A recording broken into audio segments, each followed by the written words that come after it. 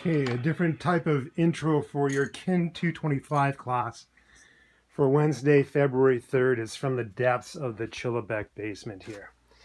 So this is what we're going to be covering for today's class. It's a review of muscle damage and contraction types and the force muscle length relationship.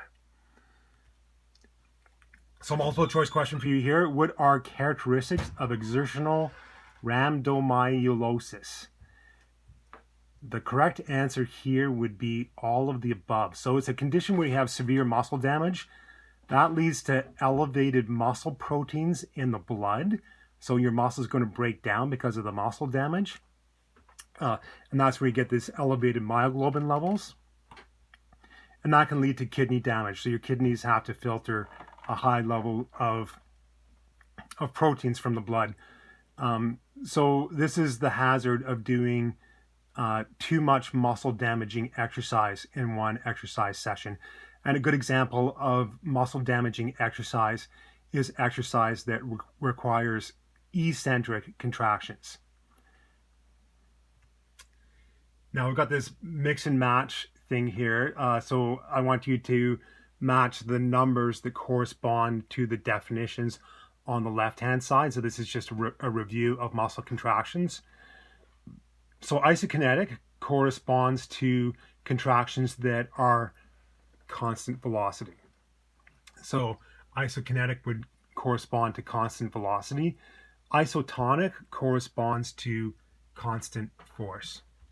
So number 2 belongs to isotonic.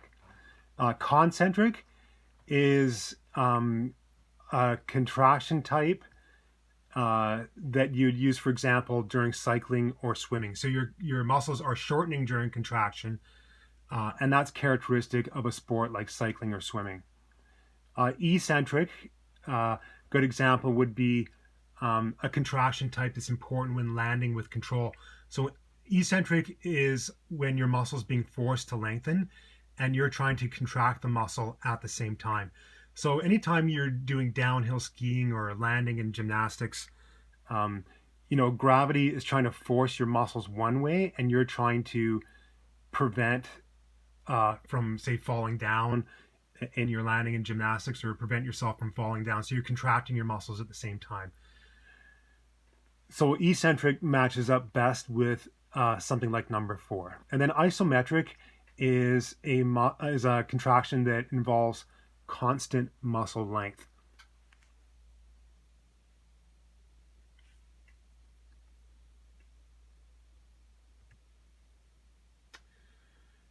For which of the following sports would training with eccentric contractions be most important? So we've got rowing, cycling, swimming, mogul skiing.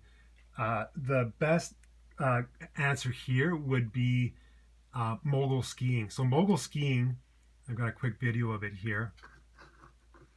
You can see it involves a lot of landings.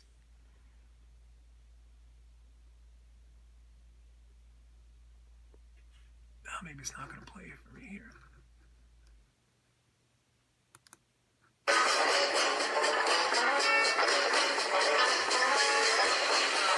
There we go. Come on, darling. Back to the middle of the crawl. So anytime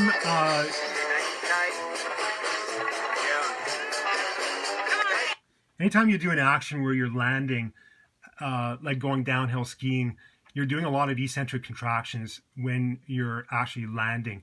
So at the same time, gravity is kind of forcing you down. So gravity is forcing you to fall down, and you're trying to prevent from falling down by contracting your leg muscles at the same time each time you land. So your muscles are being forced into a lengthening position when gravity is pushing you down, and you're trying to overcome that by contracting your muscles. So if you do a lot of downhill skiing in a single day and you're not used to it, you're doing a lot of eccentric contractions, and you'll notice that you'll have a lot of delayed onset muscle soreness after that because of the muscle damage and the high forces that you experience from those eccentric contractions. And I've got a YouTube video of that mogul skiing that I posted for you on your slides. Next question I have for you here incorporates all, the three major types of contractions. So concentric, when your muscle's shortening, isometric, when your muscle is staying the same length, and eccentric, when your muscle is being forced to lengthen. An example here is a rugby scrum. And I want you to think about, for the team that's winning the scrum, so pushing forwards, what type of contraction is dominant. And for the team that's losing the scrum, getting pushed backwards, what type of contraction is dominant. And if both teams are pushing with the same force and the scrum is not moving, which type of contraction is dominant. So again, I have a little video here of some rugby scrums, just so you can see how this looks.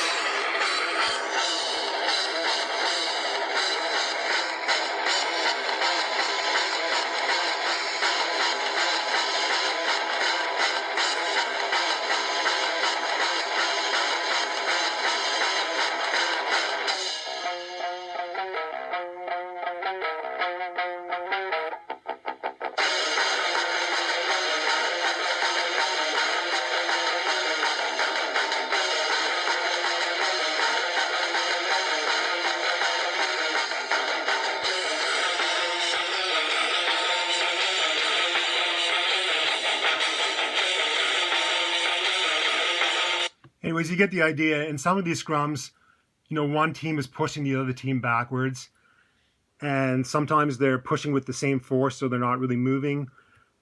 So, the questions here are, what contraction type is dominant for the team that's winning the scrum pushing forwards? The correct answer here would be concentric contractions would be dominant. For the team that's losing the scrum and getting pushed backwards, where they're trying not to be pushed backwards, that's a situation where your muscles are going one way, they're being forced to lengthen one way, and you're contracting them to try to prevent them from going that way. So in this case, the team's being pushed backwards, but they're trying to prevent that. So they're trying to push forwards at the same time as they're being pushed backwards. So their muscles are being forced into a lengthened position when they're being pushed backwards, and they're contracting their muscles to try to prevent that. So that's a classic example of an eccentric contraction. And then if both teams are pushing with the same force and the scrum is not moving, that's a good example of an isometric contraction. So you're producing a lot of force, but your muscles are not changing length.